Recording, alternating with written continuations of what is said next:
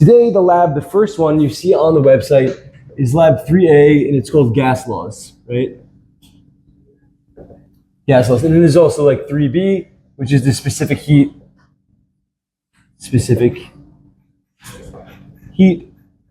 of copper. So the gas laws are thank you so much, far afield from what we've done so far. Everything we've done is a solid object. I think I sort of mentioned to you in the beginning that we kind of had this joke that we had the life of an atom, right? You zoom out on the atom and it looks smaller and smaller. It looks like a little dot, right? Like a little hard sphere. Thank you, Jet. And so we've been talking about objects that we don't really think about in terms of their structure, right? And then we talked a little bit today about things that deform and collisions. So keeping this in mind, right? All of our kinematic equations dealt with velocities and positions and accelerations of these types of objects. The very last thing I mentioned in lecture was that the temperature is directly proportional to the average kinetic energy of all the particles in the object, right? Solid, liquid, gas, doesn't matter. What we haven't done yet in class, and we're going to try to do in more detail in class, is differences between solids, liquids, right, and gases. But today, focusing only on gases, in a way, they're the most complicated, right? Solids are the most familiar to us, but in a way, gases are actually the most simple model because a gas is almost completely empty space. Okay, these particles, we did this early in the class. We talked about Avogadro's number, right? 6 times 10 to the 23rd. These numbers are gigantic, enormous. We talked about the size, I think I did this on the first day, a meter cubed, right, container, and how many atoms are actually inside there. But the fact is that no matter how much you zoom in, the majority of what's inside air or any kind of fluid gas is empty space. These things are extremely, extremely tiny, which is the order of magnitudes that we've worked on, right? So everything today, what we can imagine for the moment is that these particles, these atoms or molecules of a gas, are basically modeled by these tiny little hard spheres that you can't cut them up, you can't do anything to them. They all look identical to one another and they're bouncing around, okay? They're bouncing around. One is going this way, boom. One is going this way, and one is going this way. And now we studied collisions, right? The last thing we did was collisions, and these two are on a collision course.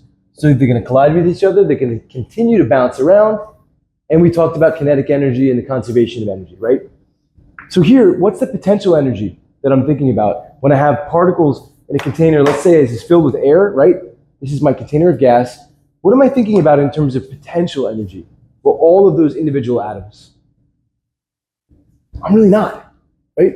I'm really not. For all intents and purposes, they're at the same height off the ground, right? For all intents and purposes, we're not worried about the potential energy. Here, I'm only looking kinetic. Kinetic and also a bunch of empty space. So it turns out the way that it's better to describe the behavior and the properties of these materials, that is gases as fluids, doesn't use just what we've used in class so far, but it uses a couple of other variables. As a matter of fact, these three variables essentially describe everything you need to know in this class about a gas. One is the pressure, the other is the volume, and the third, as I mentioned in class, is the temperature, right?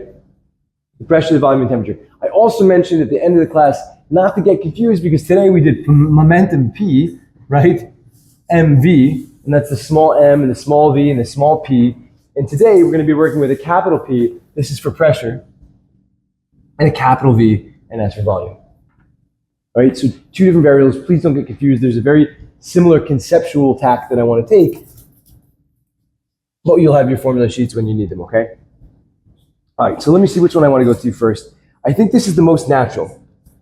You remember how in class when we talked about the momentum, we said MV, and we said momentum before versus momentum after is a matter of just M before, sorry, MA, VA, right, before plus MB, VB before equals MA, VA after, bless you, and MB, VB after, right? We had all these equations in class, and I told you the important part was that the product of the MV was what was the same. We talked about the motorcycle, right? So we had the cycle, we had the truck. we talked about the tiny little bit of chocolate, and we talked about me. And we said what speed I would have to go to have the same momentum as that wad of chocolate coming out of this turbine, right, from the airplane. So the product of the M and the V were the same between those examples. And that's what this is all about for the first equation you're going to get here, okay? You take the pressure. What does pressure mean? Pressure is a bit complicated, and we can define it in terms of the force. But the pressure is a familiar sensation. You take a balloon, right? You take a balloon and you start to squeeze it.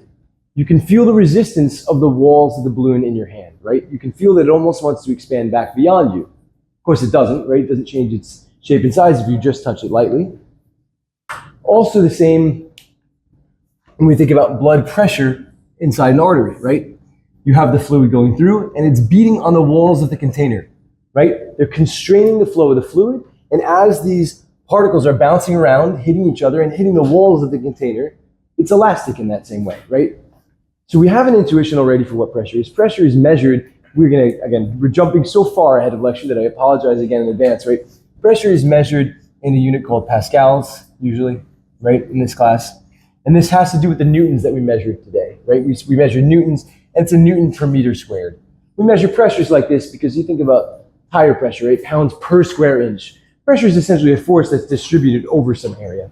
So if you squeeze that balloon, right, across the whole surface area of the balloon, evenly, you imagine the gas is pushing out back against the membrane, right? So there's your pressure. Volume is exactly what it sounds like, right? Cubic meters, and how much space the gas takes up. These two are intimately related.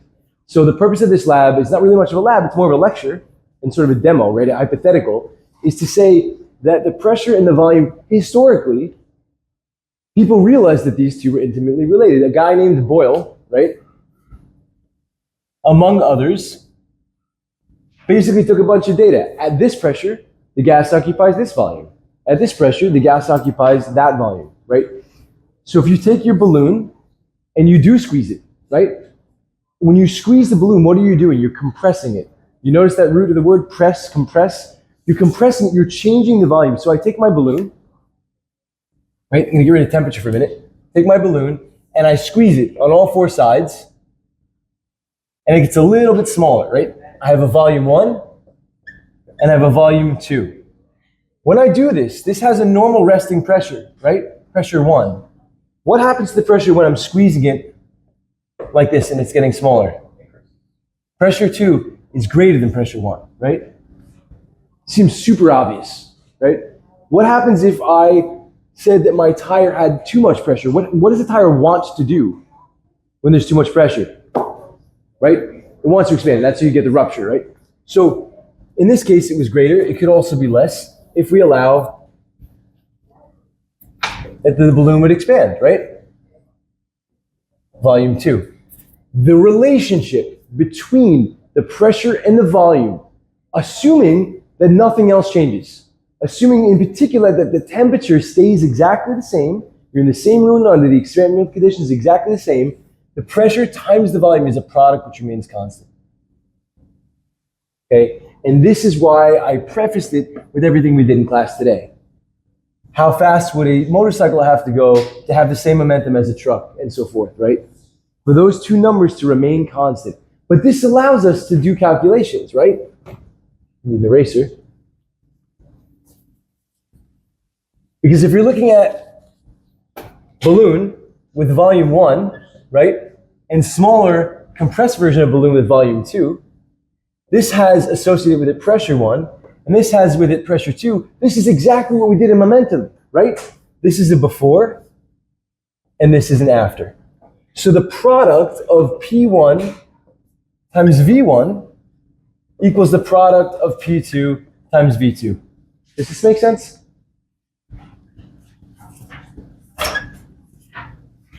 Boyle's law says that the product of these two numbers have to remain constant if the temperature is the same. If the temperature remains constant. They're directly proportional. What's that? No, I said that the product, the volume and the pressure would remain the same, right? The multiplication of these two things are always going to give the same answer.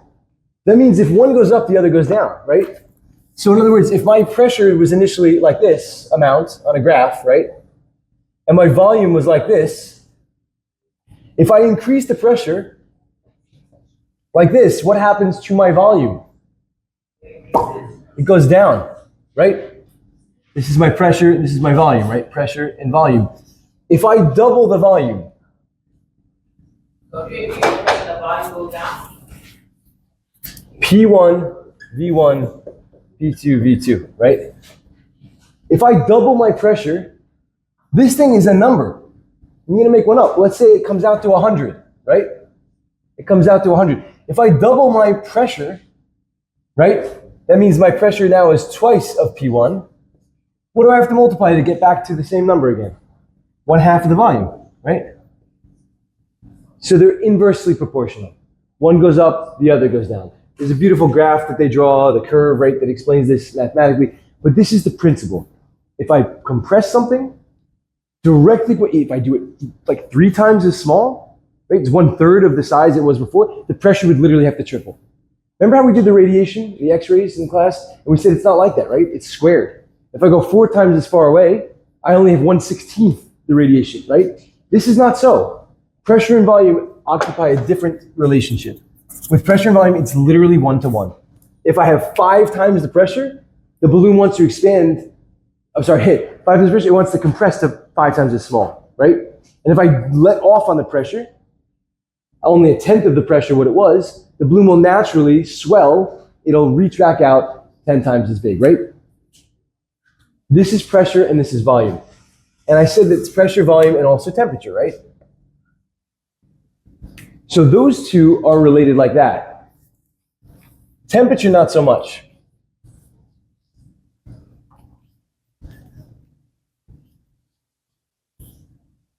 Let's consider a different situation.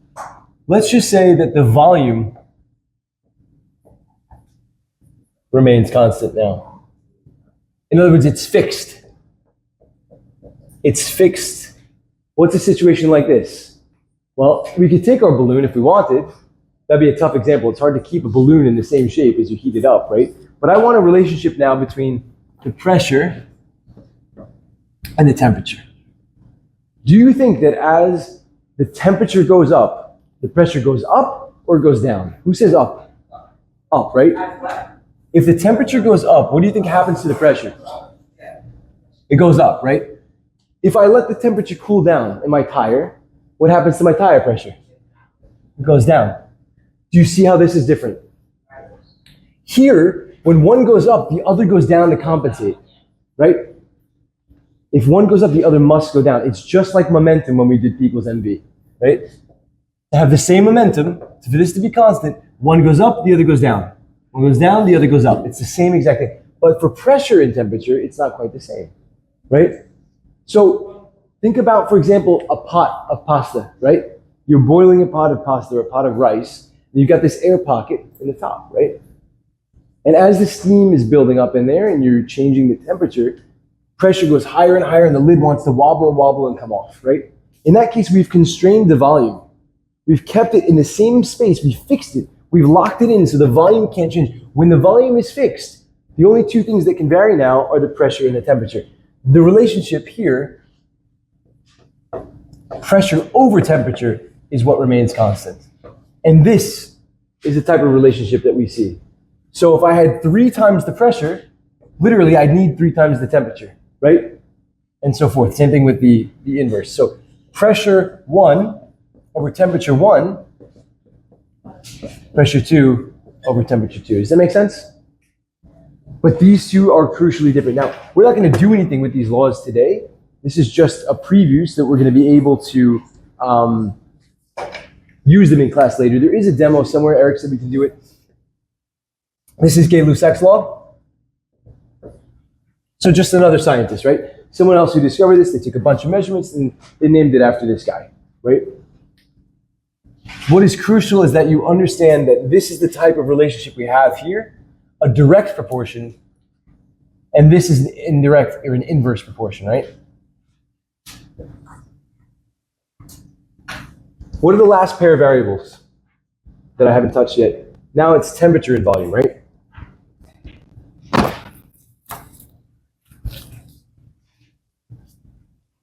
If constant or fixed pressure, how are volume and temperature related? Which do you think it's more like?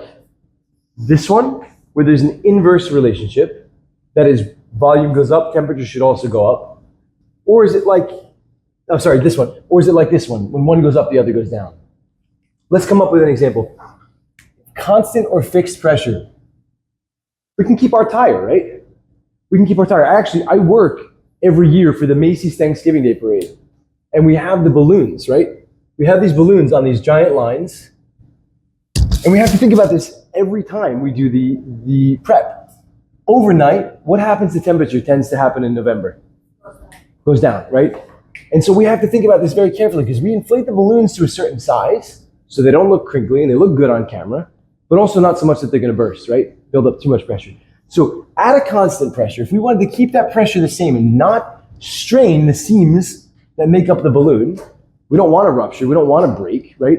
We want to keep that pressure constant, but our temperature is dropping, right? What tends to happen to our volume overnight? It drops, right? In order to keep that same pressure, the balloon shrinks, and that doesn't look so good on camera, right? And so we have to always fill it in such a way that there's this margin for error, because the worst part is you wake up in the morning and you realize the sun has come up and you're walking around Central Park and the temperature has gone up a couple of degrees. What happens to your volume? Also goes up, right? It tries to expand, and that's not good because something's got to give. So in this case, which is it more like? Is it more like this inverse relationship or more like this direct relationship? It's direct, right? Yeah. You have a volume 1 over temperature 1, volume 2 over temperature 2. If I triple the volume, again, triple the temperature. Or you can flip it upside down, right? Same relationship, V1, and this is T2, V2. If I make it 5 times hotter, my volume wants to be 5 times bigger in order to relieve that pressure. It will naturally expand if the pressure is allowed to stay constant, right? The form that I've written here, this is called Charles's law. Once again, another scientist, Charles's law. And that's the third one. So what we have is we have these pairwise relationships. There are 3 variables, and you have pressure and volume are related like this, pressure and temperature are related like this, and then volume and temperature are related like this. Is there a way to combine them? What do we say?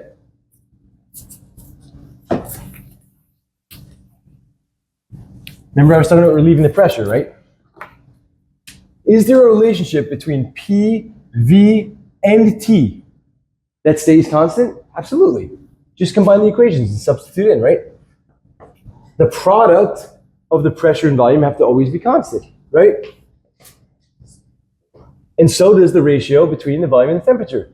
And so does the ratio between the pressure and the temperature, right? So P1, V1 over T1, whatever the case, whatever that multiplies out to, is got to equal at any time later P2, V2 over T2. And there's no stipulation anymore that any one of them has to stay fixed. Now you can vary all 3. We can combine all these formulas, right?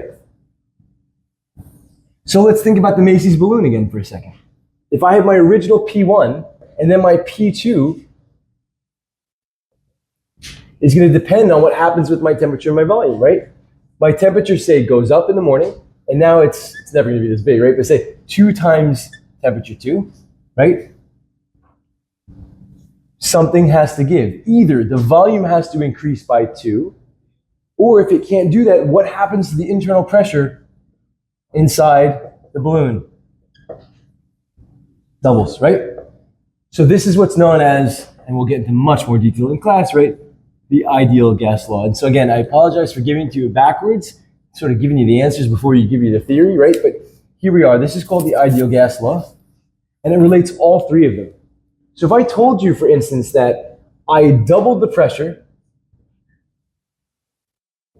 so P2 equals twice of P1, right? I doubled the pressure. I took the volume and made it 3 times the volume of V1. And I took the temperature and I made it to T2 equals twice the temperature of T1. What's the overall change in my gas?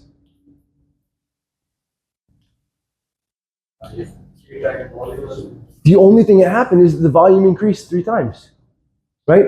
Because the pressure and temperature are related like this. One goes up, the other goes up. That's natural, that's normal. But it still needs to expand in order to accommodate that increase. Does it make sense? This is the ideal gas law. This is the one you need to know. You can memorize them separately. We're gonna have problems in class and probably on tests where I ask you the same thing as I've been asking you about every other formula, right? If I double this, what happens here? If I triple this, what happens to the other thing? Inverse. This is an inverse relationship, right? INVERSE relationship. Inverse, and this is a direct relationship, or you can also say directly proportional, right? Inversely proportional. The second lab is on something called the specific heat of copper. Now, if you guys are going to be nurses, you know, for instance, that you take a blood analysis and you have something called like the specific gravity when you do like a urinalysis, right? Specific in this context, like in a chemical or physical context, usually means some sort of normalization, something like an intrinsic property of some substance that is calibrated to some normal value, right? Ignore the specific for the minute and let's see if we can understand a little bit about heat transfer. Everything, whether it's a solid, a liquid, a gas, can absorb energy. And we talked about this a little bit in the last lecture, right? Not enough, not really enough because we didn't get into the details and the nitty-gritty, but we did talk about the punching, the martial arts, right? And how the energy goes into the wall or the board or into the planet when you jump up and down. And one of the ways that you can transfer energy, we mentioned this at the very end of class, was with heat, right? So you can think of a flame, and we talked about how our skin doesn't actually have temperature sensors. We're not thermometers, walking thermometers. We have essentially a way to sense heat flow in and out of our hands. Again, jumping way ahead of our lectures, but let's try to appreciate this a little bit, okay? For any mass M, okay, there is sort of an intrinsic ability for it to absorb and retain heat at a certain rate.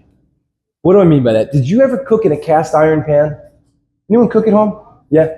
What is the difference between a cast iron and a normal metal pan? Takes forever. Takes forever to form. Well, what happens once it's warm? It stays hot. Super hot, right? That's not a coincidence. The substances, the materials that take in heat slowly, take their time to sort of charge up, if you will, tend to also retain that heat very well, okay? And be more reluctant to give it back up. Think about the summertime. My dog walks with shoes, partially because we live in Queens and there's glass and metal shards on the floor and it's kind of gross and dirty. I don't want her in the home, but also because it's hot, right? It's hot in the summer. The concrete gets super, super hot. By the time the sun has been beating down on it for hours and hours, it takes a while. In the first couple hours of the morning, the concrete's okay to walk on, even the blacktop, right? But once it gets to like midday, it stays hot for the rest of the day, right? Think about going swimming. If you went down by Coney Island, right? In the middle of the summer, the water feels nice and refreshing. It's actually by August that it starts to feel warmer, right? These are materials which take in the heat slowly as opposed to quickly. On the other hand, a metal like this or other cooking metals very quickly conduct heat. We're going to explore in class the various ways and reasons why some materials do this and others don't, but just think about the other extreme, right? The other extreme is that thing gets hot super fast. You can't touch it, but the benefit is at least it cools down. If you have a young kid in the kitchen, you put that thing away for 2 or 3 minutes, it should kind of cool itself off and you won't be able to burn yourself if you touch it, right? So any mass does this. Now, air is generally a pretty good insulator, right? If you have double pane windows, it really is a nice barrier to changing temperature inside the house based on what's going on outside, right? Air is one of those things that's really hard to heat up. In the winter, If you use a space heater, one that radiates heat, it's best to sit in front of it. You want to radiate the person. You don't want to radiate the room, right? It's really hard to heat up the air in the room with just a space heater. But if you're standing in front of it, like coals on a fire, you can really feel the heat directly, right? So the human body is a lot easier to heat up than is the air. So is water compared to air, right? And so if you have any mass, whether it's a fluid like water or a fluid like air, right? So this is liquid, this is gas, or you have a metal, like a metal pan, which is a solid, the following ideas apply. All of them, all materials, okay? What we want to know is how much heat, and heat, we use the symbol Q, okay? How much heat is required to raise the temperature of a given object? By what amount? Well, today we did this crazy, wacky sort of kilogram meters per second squared was a Newton, right? 1 Newton. And we sort of isolated this and we said it was the amount of force needed to accelerate 1 kilogram by 1 meter per second squared, right? In a very similar way, this is going to depend not just on the material that you have, but how much of the material. So you need to know the mass, right? I mean, a small, tiny cast iron pan that you heat an egg in, a single egg, is going to be a lot easier to heat up than a very, very large one, right? Same thing for any material, right? So you need to know the mass. What's that? Q. Yeah, Q. This is the heat required to raise the temp of an object, right? Temperature of an object. And that object, obviously, as I said just a moment ago, it's an intrinsic property of each specific material, how well or not it heats up, right? How easily a small given amount of heat, which by the way is measured in joules, the same joules that we used before. Joules means 1 Newton meter, right? The same as kinetic energy, not a coincidence, right? How much heat is required to raise the temperature of that object by a certain amount obviously depends on what that object is. And that's a constant in proportionality that we call C. Sometimes you see Cp. This is what's known as the specific heat of the material. This is a constant. It's an intrinsic property of a material.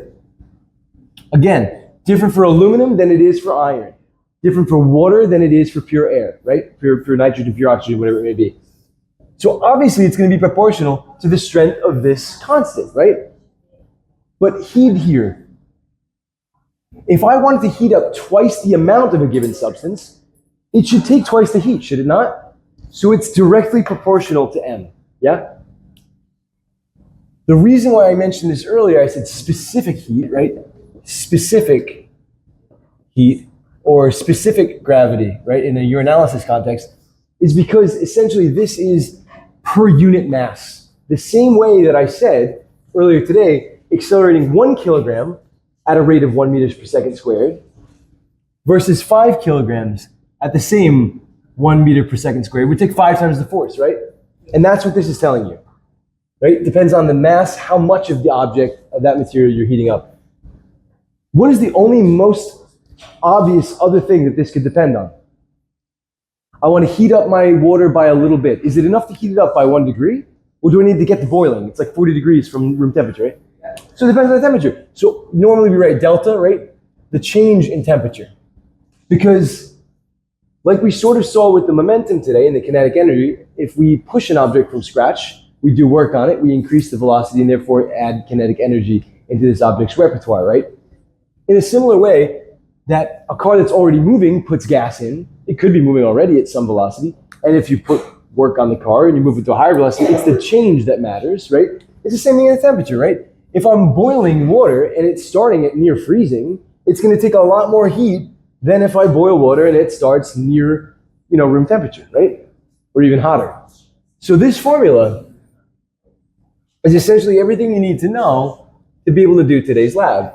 The amount of heat required to raise the temperature of an object by a certain amount of temperature, right? By a certain amount of degrees is equal to the amount of degrees you want to raise it up times the number of kilograms of that object, or grams, depending on what your units of C are in, times the specific heat of that specific material, right? What are the units we're dealing with here? They're kind of wacky, right? What are the units of mass? Let's call them grams for now. Okay, in lab, we'll use grams, usually we use kilograms, right? Small objects. This is degrees Celsius, right?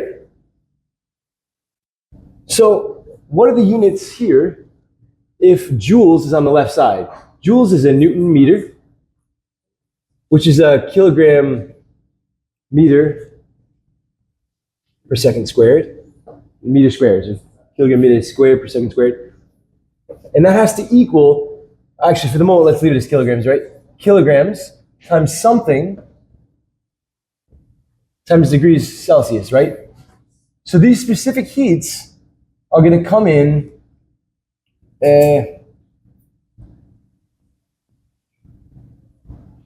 per gram per degree Celsius. You're going to see that when you measure these things, right? It's going to be a per gram per degree Celsius.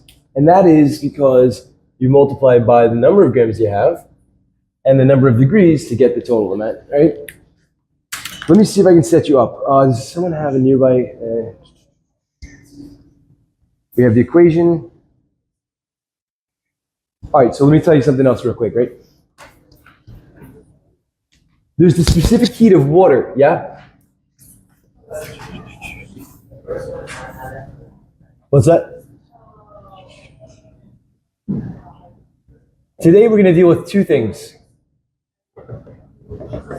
Specific heat of water and the specific heat of copper. They are not the same, right? They're not the same.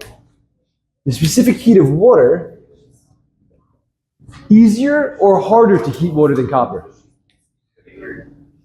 Harder, right? You want to draw a hot bath? How long does it take to get that whole body of water, right?